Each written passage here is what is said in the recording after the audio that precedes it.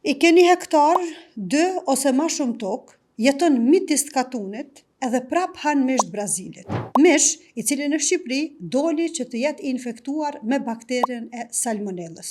E çka është salmonella? Është një bakterie që kryesisht mirret nga mishi, nga vezët ose nga ushqimet e kontaminuara. Kjo bakterie shkakton infeksione të shumta në sistemin e tretjes në organizmin e njeriut. Ky infeksion bën që njeriu me pas barkëqitje, temperaturë, vjellje edhe shumë probleme të tjera, duke përfunduar kështu ndoshta në raste të caktuara edhe në spital. Shqipëria ndaloi, u vërtetua që me të vërtetë përmban salmonellë. Ndërkohë në Kosovë nuk pati dyshime të shumta, po ndoshta edhe kemi hangër mish të tillë me erza.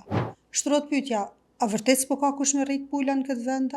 Apo presim më në ardhmë një kallabllak smundje me postë ajrore? Hajde men, hajde, o njerëz, mbani pula, ushqehuni shëndetshëm, sepse tek e fundit ju keni përgjegjësi për shëndetin e juve. Mos ja lëni mandej fajet shtetit. Nuk po them që shteti nuk duhet me përkujdes për me na mbrojt, por bara kryesore bie mbi vetë neve. Për fund, mos harroni mi mbështet produktet vendore, se veç kështu nuk na del shneta pridore.